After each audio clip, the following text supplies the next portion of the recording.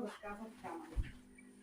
И аз така много време с тия камъни, гледайки ги и на терен, и после на екрана, един по един изчертавайки. Още от малка винаги ме е привличало древното, старото. Архитект Милена Каменова се оказва ключов елемент от шифъра, нужен за разплитането на мистерията Хераклея Синтика близо 2000 летия по-късно.